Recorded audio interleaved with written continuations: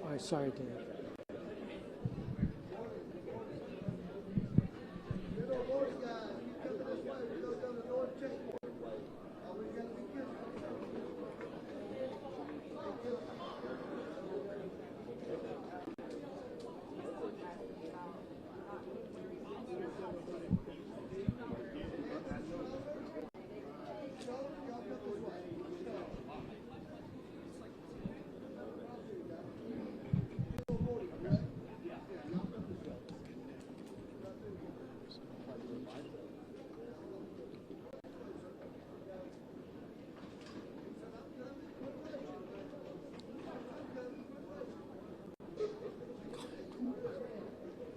Lady turned. Hello, the lady in the vest. She turned. She was like, and I turned and she went. She turned. What, looking at you? She didn't want to be in the back of the camera. Oh, well, thankfully she's not. Well, she went the other way. Just a Vosot, right? 10-4, thank you. Irish vest.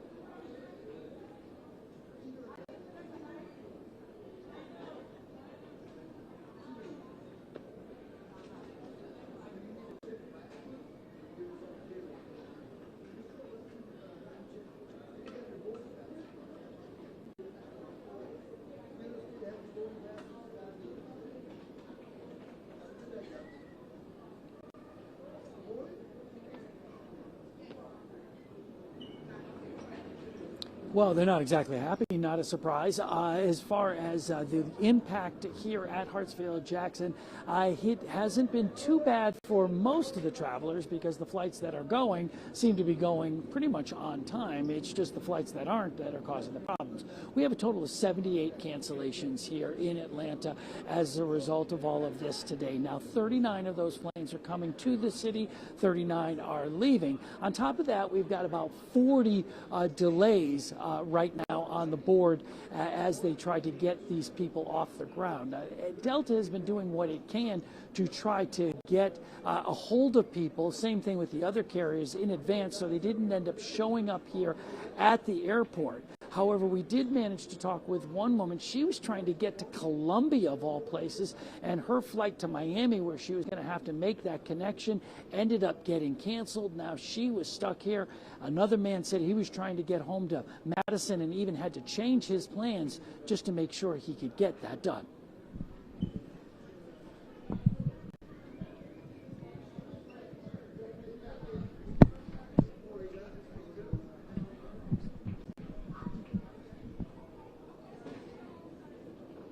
Yeah, that was different sound. That was from a travel expert giving you advice as to how to deal with all of this. As far as the flights are nationwide, We're looking at about 800 plus flights that have been canceled. Most of them seem to be going to regional airports, smaller cities, and it was up to the airlines to decide which flights they wanted to cancel. And we have been told by many of the carriers that at least for now they're not canceling any of those long-haul international ones. We're going to stay on top of this throughout the morning, but for now, that is the latest from here at Hartsfield-Jackson International Airport. I'm Mark Teichner. Back to you.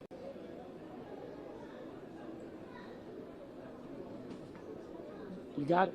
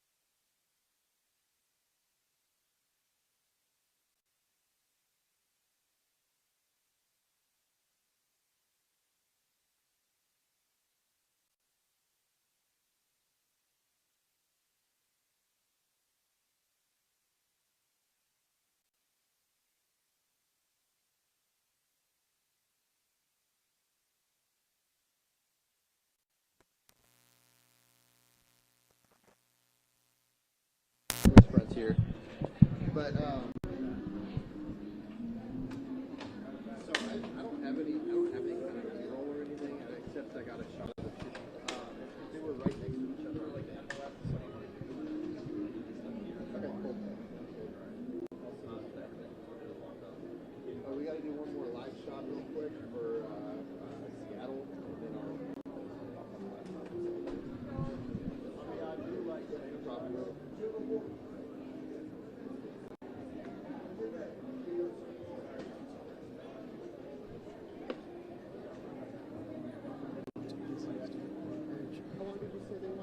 They didn't say, but Okay.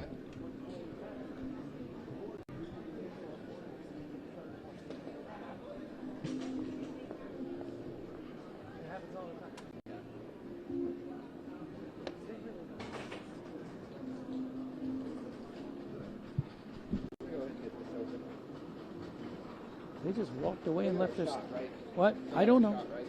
They haven't said anything to me, so I assume.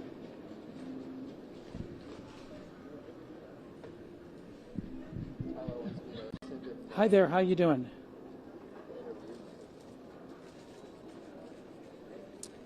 Wonderful. Wonderful. It's a Friday, and we're almost done with our day.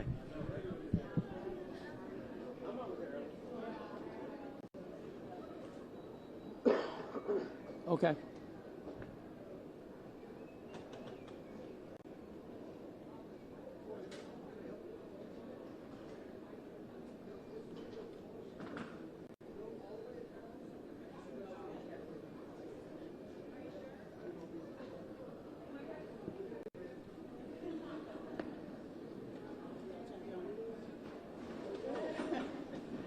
It's tyke nurse, like a small child, a tyke, and then ner.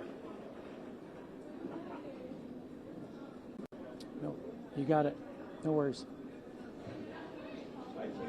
But it's the easiest way to do it, isn't it? I guess. Like strike without the R. Yeah, that would be too hard. Like a little tyke, a small child, a tyke. That's what you guys asked for. That's what I'll do. Whatever you want. No worries. You got a kick out of that.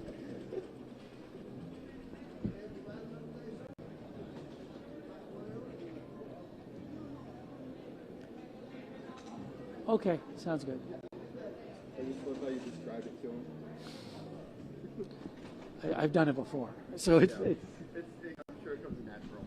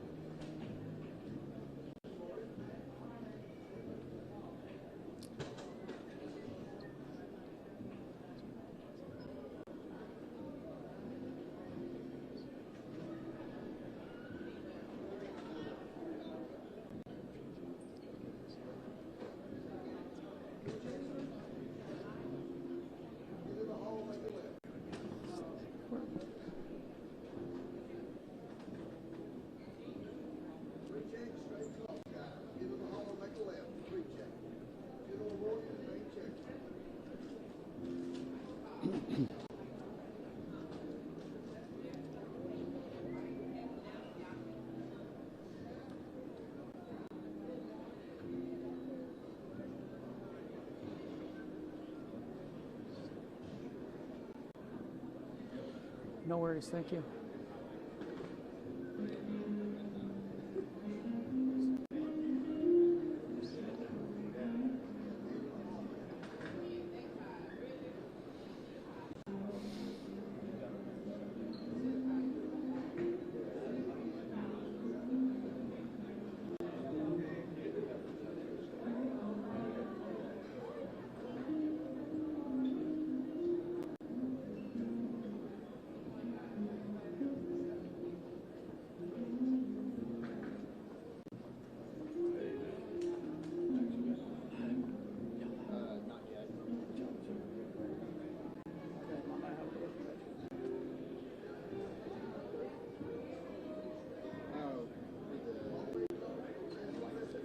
Well, first, welcome to the world's busiest airport, Hartsfield-Jackson. You know, there's an old saying here in the South, whether you're going to heaven or hell, you have to change planes in Atlanta. So it wasn't really a surprise that we were on that list of 40 airports that are impacted by this flight reduction.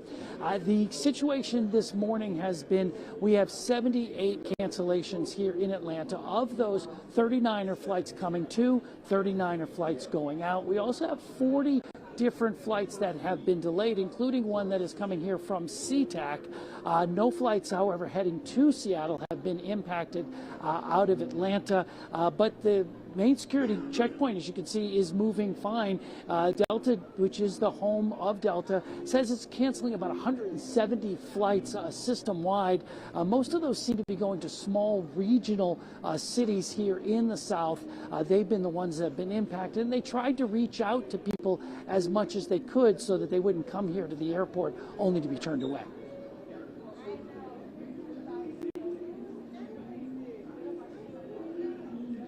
Well, we've talked to some passengers that actually had to rebook their flights to try to get out quickly and to see if they could get around all of this. We also talked with one woman. She was trying to get to Columbia, and she had a flight that was down to Miami, and unfortunately her flight to Miami got canceled. She was stuck. She didn't know what she was going to do. She was thinking of actually hopping on a bus and taking a bus all the way down to Florida. That's like a 10, 12, at least hour bus ride, just so she could hope to find a flight to get herself home. Gives you an idea how much this can really impact folks.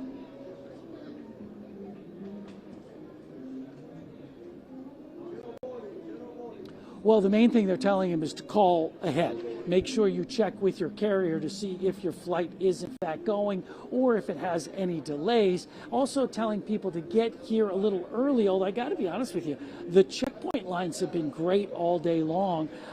There hasn't been the type that we can see. We sometimes see these checkpoint lines that can stretch half hour, 45 minutes, an hour plus, sometimes even up to 2 hours on bad situations. Right now, looking at it, it's probably less than 5 minutes to get through the security.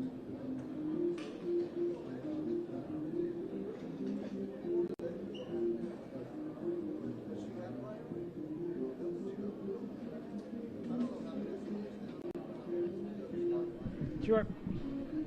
All righty.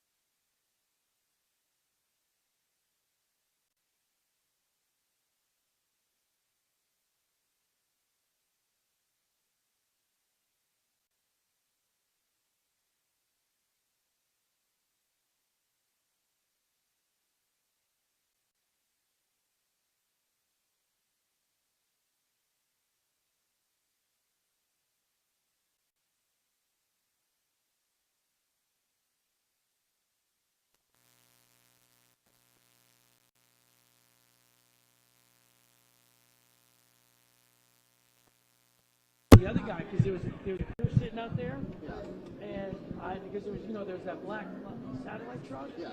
And I went to this. That's apparently Fox National. Well, I don't know whose it was, but there was a crew sitting over there. I went up to him. I said, "You guys have that black satellite truck?" And they went, "Yeah." I said, "It's not to be towed."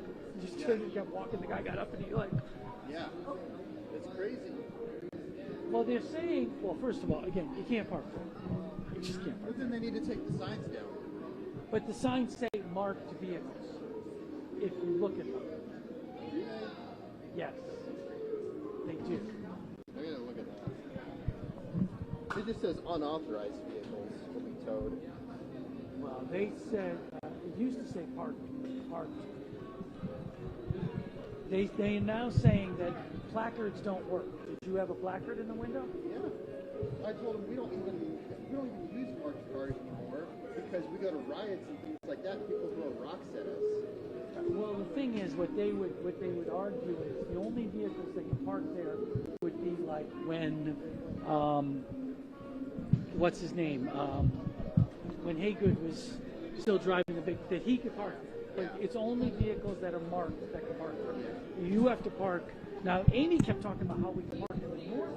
I was like, I don't think we can park in that north spot. I think we can only. You're lucky that there was still the wagon spot wasn't just taken because half the time with all these people, half the time people just park it. I mean, basically what they're saying is, as long as we carry around a magnet in the car and Yes. just stick on the outside of the Yes. car, then we're okay. We used to have magnets. Some people used to have magnets. We used to have magnets. The vehicles used to be marked, and then they had white magnets that you could put on top of them, or some people had magnets that were like the logo, and you could put it on a marked car. But they should probably have magnets. They should probably. Well, then, Okay, here's the thing now. If we have magnets, I talked to the lady out there who's in charge of this. Their excuse is anybody can print a sign. somebody can print a sign that says magnet. Can print a magnet. Anybody can print a magnet, exactly. So like, there's no difference.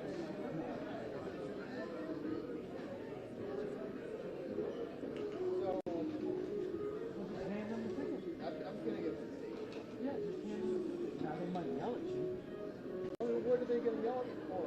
Well, I didn't know we could park there. It says media parking.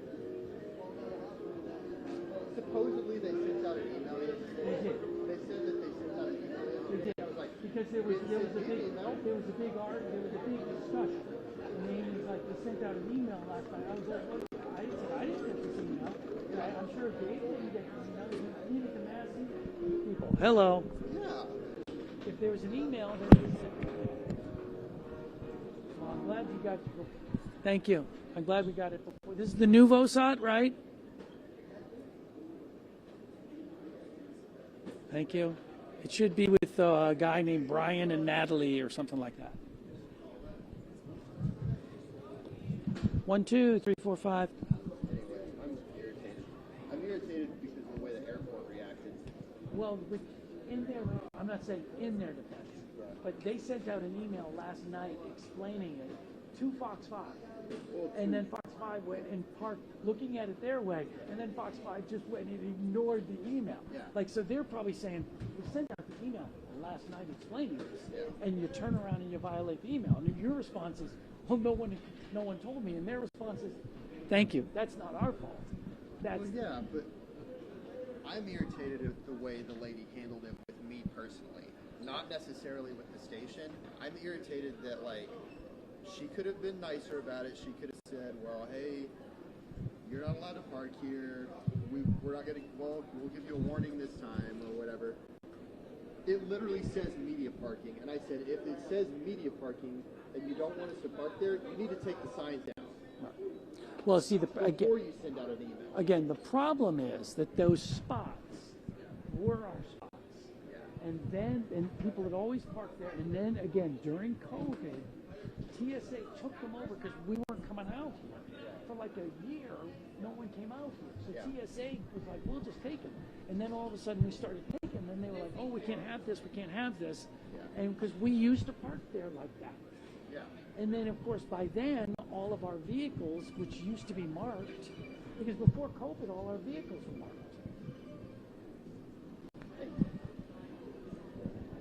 I know, right?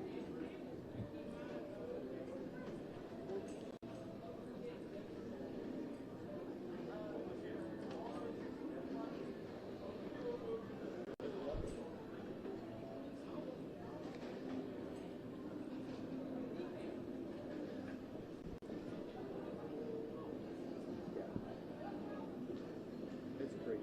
Hey, I gotta, let me call you back.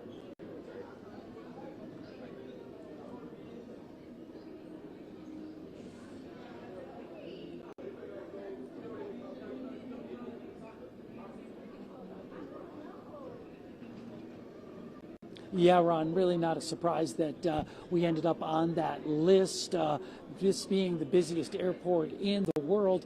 And there has been impact here this morning at Atlanta's Hartsfield-Jackson. We've seen about 78 cancellations so far. Now, that includes flights flying in and flying out. So you got 39 flights flying in, 39 flights for going out that have been canceled. On top of that, there's some 50 or so delays that have taken place. As you can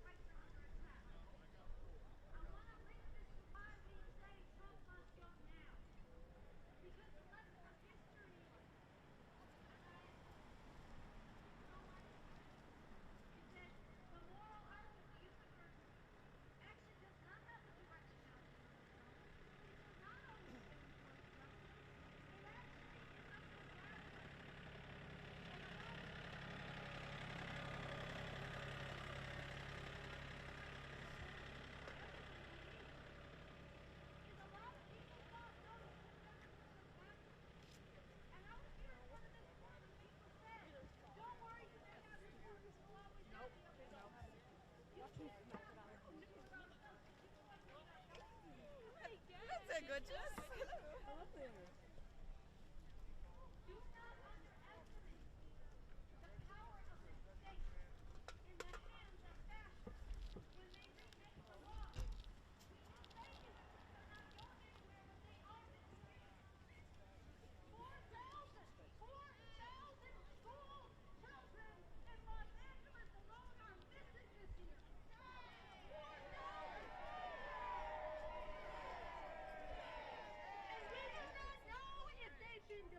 We do not know if they're in camps. We do not know if they've self-deported. We do not know if they're just at home in hiding with their parents. What we do, yes, children. What we do know is that immigrant communities are being emptied out of terror, out of Gestapo raids, and as much as that sentiment, and I am not taking anything away from the conviction with which it was spoken and responded to by all of you, but if we want that to be realized, we have to drive Trump from power. Because the nature of fascism is they remake the rule of law. They remake the institutions. They remake it and they back it up with the force of law. We see it with ICE today, and there are billions of dollars in scaled up funding we haven't even felt yet. They are expanding their recruitment. They are expanding the violence. They asked Trump yesterday, I believe, what he thought of the terrorists, specifically preschool kids in Chicago.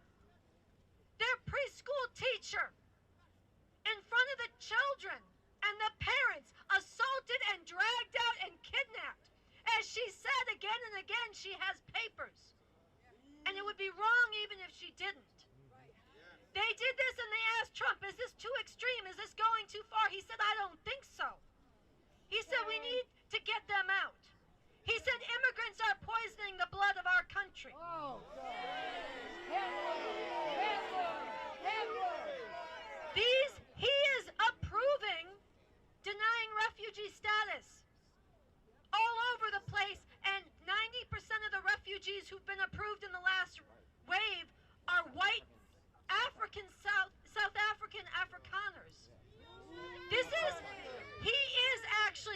working aggressively to remake the makeup of this country. And you know what? If he's not driven from power, if his regime is not driven from power, yes, non-violently, but with relentless determination, if we do not remove their hands from the levers of the state, then they will actually succeed. That is the nature, and people need to wake up to this.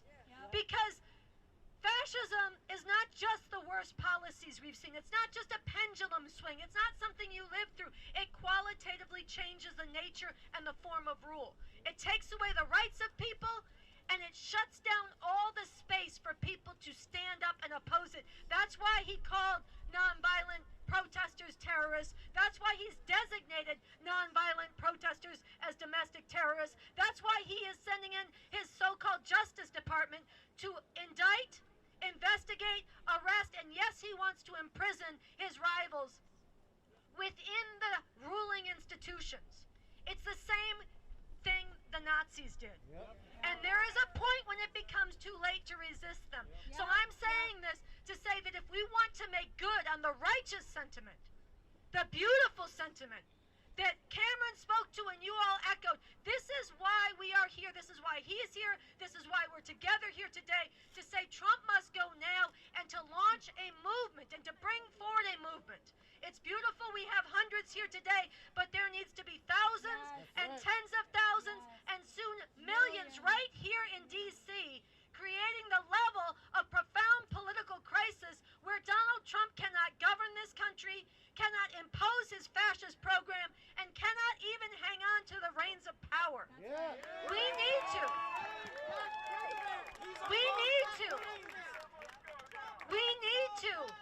We need to, through our sustain, that means coming back again and again, our relentless, nonviolent, growing struggle here in the seat of power. We need to change who has initiative within the ruling institutions. We need to compel and enable those in the halls of power, whether it be the courts, the Congress, or any other ruling institution. We need to compel and enable those who are opposed to Trump's lawlessness, and there are many. We need to compel and enable them to act, to remove Trump from power. And that only happens if we create such a political earthquake from below that they have to respond.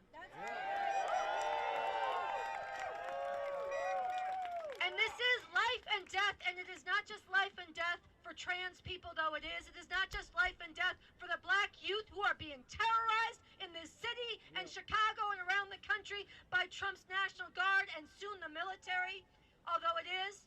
It's not just life and death for women, though it is. It is not just life and death for all kinds of people affected by communicable diseases as they gut public health, though it is life and death, and we could go down the list. It is going to affect all of humanity because we're talking about fascism in the most powerful, most militarized country in the history of the world. So it is our solemn responsibility, and it is our solemn opportunity to do what most people, most generations do not have the chance to do. They don't have the burden, but they also don't have the chance, which is to change the course of human history in a way that is better, radically better for all of humanity. This is our mission. And this is why we say Trump must go now. And this is why we are gathering tomorrow at 11 a.m. in Columbia Heights on Lamont and Mount Pleasant to march through Columbia Heights, the immigrant neighborhoods, to take this message to them and to rally them to join us. This is why we will be back in front of the White House. We're doing more stuff every day. Go to Refuse Fascism on Instagram, on the website refusefascism.org. Get signed up. This is why we're going to be marching every day, protesting every day. But on the 15th, next Saturday, we are going to be in front of the White House. Come from across the country and join us.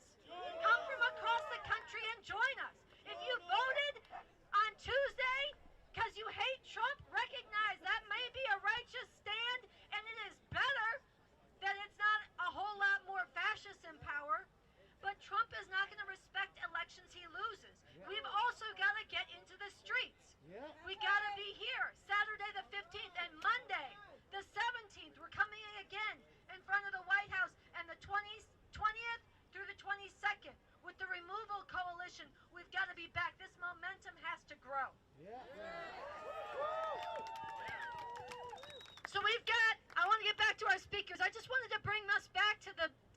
mission this was part of, all of this is part of. We have two more beautiful speakers. I am so pleased to introduce our next speaker. He is somebody who goes all the way back to the Stonewall Rebellion, was on the front lines then, has not slowed down since. He is somebody who is proudly married to his husband, a right that he and so many others should be able to take for granted, but which is being called into question today. I want you to put your hands together for a dear friend and comrade and a personal hero of mine, Jim Farrat.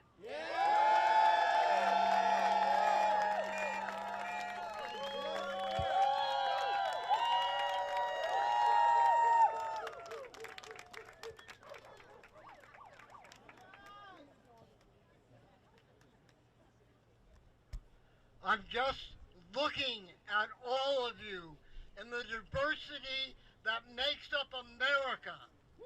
This is the diversity that is being stamped on. The Trump administration has finally dropped the hammer on gay and lesbian and trans people. They've tried to erase the word gay. They've tried to erase the word lesbian. I'm queer, but I will tell you that I'm here today because I'm a gay man and I have a right to love.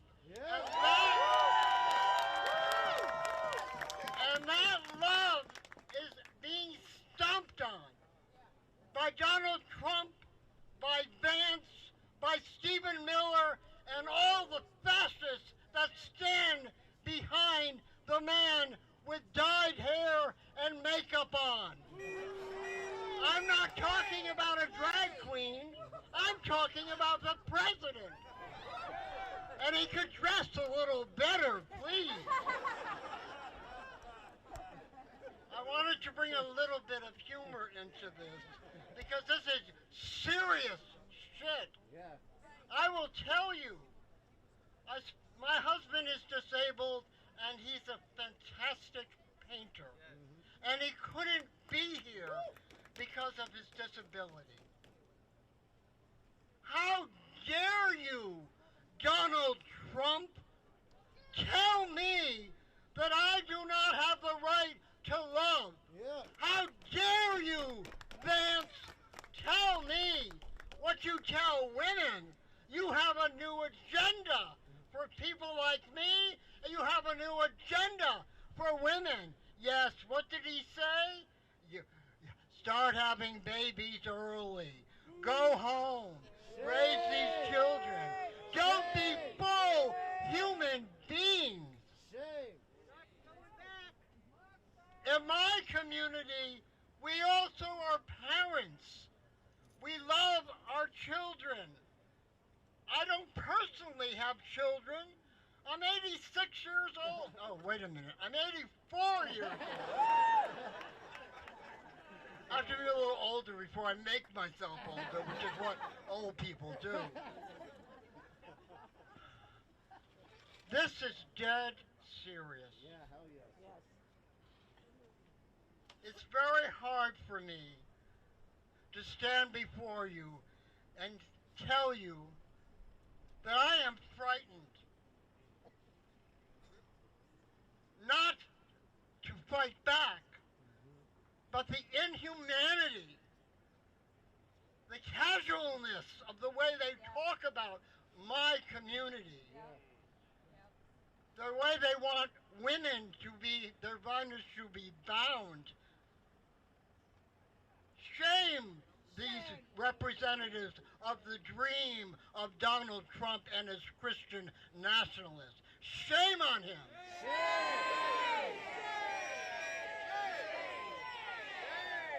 What happened that first night at Stonewall was that people became visible.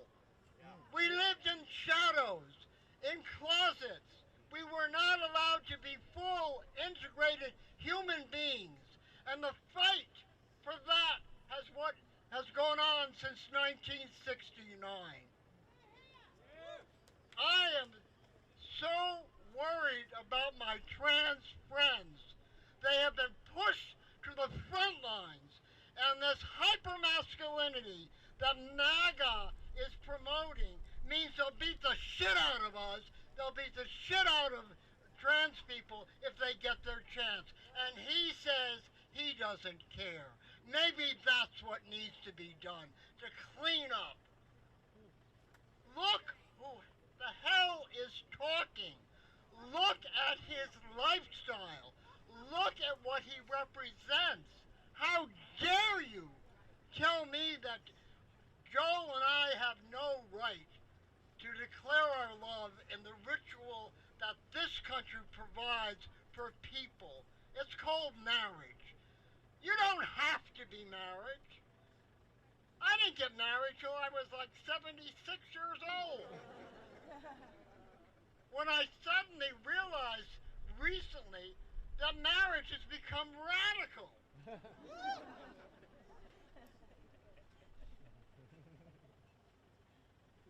Talk to your friends. Particularly talk to your friends who may not like gay people, or may not know any trans people, or do not talk to them. Bring them. I call 5 trans friends of mine every day to check in about how they are feeling. I'll tell you, they're a strong community, and they're not going back. And I tell you, Donald Trump, you have no right to tell me that I have not the privilege of celebrating my love for Joel. That's right.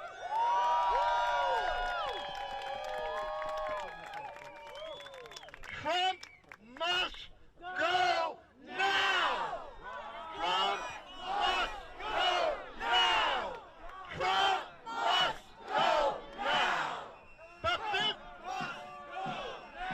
this day, we are emphasizing the right to marry, the right to love. My respect for refused fascism is a depth that I cannot tell you.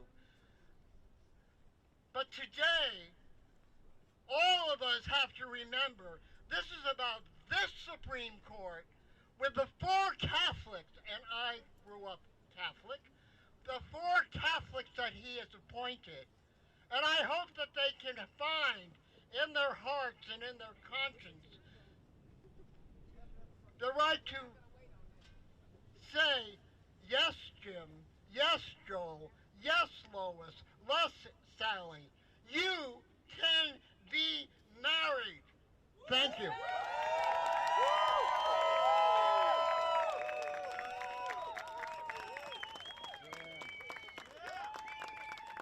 Jim Farrett.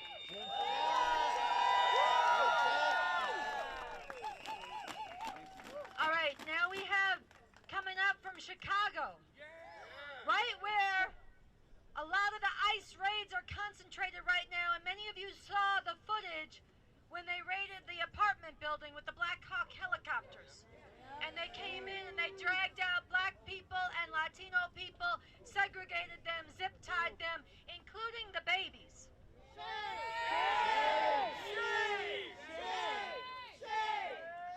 Dr. Ali Muhammad has been speaking out against this terror, but was also right there and witnessed it firsthand. I will not forget when he said that he looked at the ties, the chains of black people and the zip ties lined up, and it brought back to him the image of slave coffles. You know, when they chain black people together to march them, force march them from one plantation to another back during slavery days. And it is true that Trump MAGA has a direct line to the slave-owning Confederacy. It was a very powerful image he brought, and it is very important part of why Trump must go now. And I want you to put your hands together and show some love for Dr. Ali Muhammad of the Revolutionary Black Panther Party. All power to the people. All power to the people. All power to the people. Before I fully get started, because since we're here today in front of this so-called Supreme Court, I would like to cite from the Universal Declaration of Human Rights, because these are the things many of us who know we know, but those of us who don't, we always have to understand what these rights are. According to Article 16 of the Universal Declaration of Human Rights, it clearly states, men and women of full age without any limitation due to race, nationality, or religion have the right to marry. And to found a family. They are entitled to equal rights as to marriage, during marriage, and at its dissolution. Marriage shall be entered into only with the free and full consent of the intending spouses. So this is a human right. He can't take that or give it. So for those of you who are under the sound of my voice, yes, I'm Dr. Lee Muhammad, MD. I'm the national leader of the Revolutionary Black Panther Party, but have partnered with Refuse Fascism. So let me explain this to those of you who may not have partnered up. Refuse Fascism is a partnership hub where, regardless of your organization, regardless of your religion, regardless of your political affiliation, where those who refuse fascism come together to fight this fascist regime. Total solidarity. And I stand here as a revolutionary. Dr. King said that those who make peaceful revolution impossible will make violent revolution inevitable.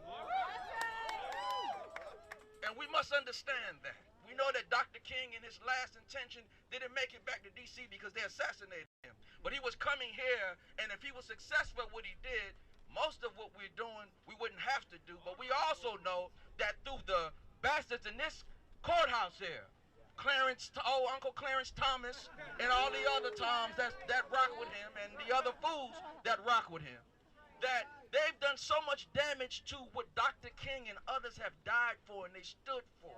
And it's madness that's going on.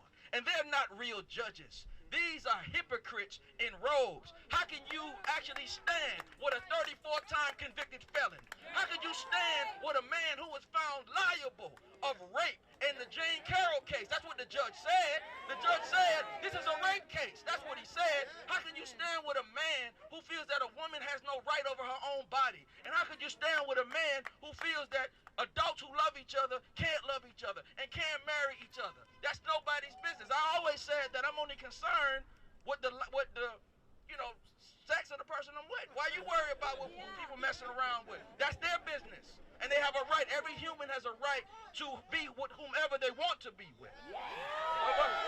But I also would like to say, as a survivor of one of the longest holocausts in this land, the Black Holocaust, the Ma'afa, that what is going on with our immigrant and Latino brothers and sisters is ethnic cleansing.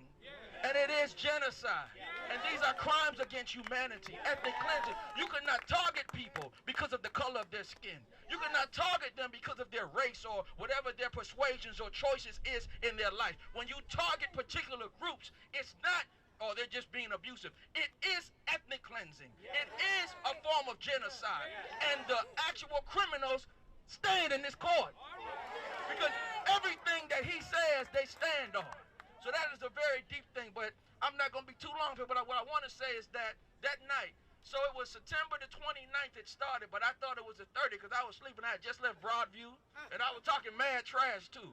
So, you know, I grew up, my parents are Panthers from the 60s, so growing up, sometimes you get this little paranoia, so I'm sleeping, and I had my building shaking, I see the black house, oh, damn, they coming from me now. So I contact my neighbor and said, can you go outside and see what's going on? Then he came up and he told me, and I went down and I see what looked like soldiers everywhere, littering the streets. And so as I got closer to the building, he had one on the ground, and he's shooting flashbangs from the 4th floor to the 1st floor, knocking all the windows out. Then they had little black children in their underwear, might as well say naked, no shoes on. Black women in their underwear, lightly clad, might as well say naked. No shoes on, and Latino women and Latino children the same way. They had the children zip tied to each other, the women zip tied to each other, the men zip tied to each other, and they put black people in one van and Latino brothers and sisters in the other van and said they were checking us for warrants and them for their status. So this was a test case for what they have to do.